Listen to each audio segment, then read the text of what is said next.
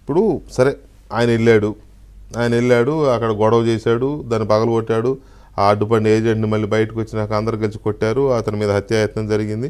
అది ఆ నిమిషానికి జరిగింది. సరే అది కావాలని చేశాడా, ఆవేశంలో చేశాడా, డజంట్ మ్యాటర్, చేశాడా లేదా, అంతే కదా. నేను కోపంలో చంపేశానంటే కుదరదు కదా, అంతే కదా. అఫెన్స్ నేరమే.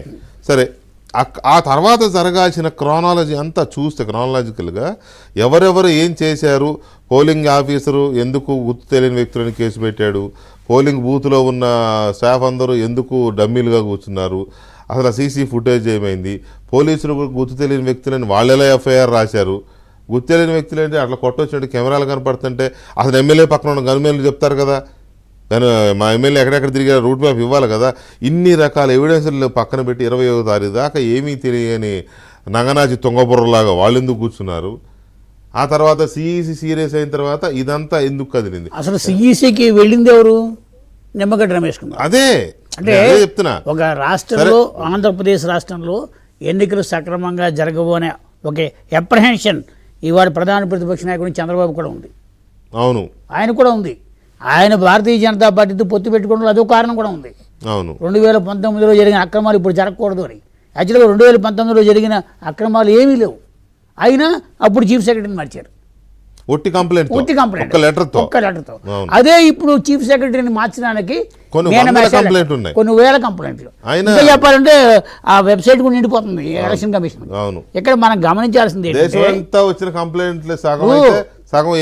ఇప్పుడు రిప్రజెంటేటివ్ యాక్ట్ 1951లో ఏం చెప్తుంది, 135 సెక్షన్ ప్రకారం బూత్ క్యాప్చరింగ్ కింద వస్తుంది ఇది. అంటే అతను ఇంతకుముందు మనకి బ్యాలెట్ బాక్స్లు ఉన్నాయి కాబట్టి బ్యాలెట్ బాక్స్ ధ్వంసం చేయడం, దాని ప్లేస్లోనే కదా ఎలక్ట్రానిక్ మిషన్ వచ్చింది.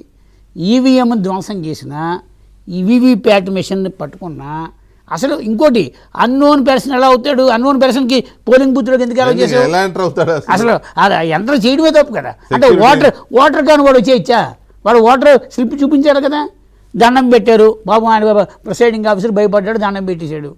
ఇక్కడ ప్రధానమైన కల్ప్రిట్ ఎవరంటే, రాష్ట్రంలో ఎన్నికల నోటిఫికేషన్ ప్రకటించిన తర్వాత including chief secretary, DGP under the control of CEO. అంటే ఇక్కడ ఏమవుతుంది, సిఈఓ సిఎస్ చెప్పినట్టు వింటున్నాడా, సిఎస్ఓ చెప్పినట్టు ఓ పెద్ద ఘర్షణ స్టార్ట్ అయింది. కంట్రోల్ చేస్తున్నారు. మనం ఇప్పుడు గమనించాల్సింది ఏంటంటే, ఇప్పుడు డీజీపీని మార్చారండి, చాలా కాలం డిమాండ్ చేసిన తర్వాత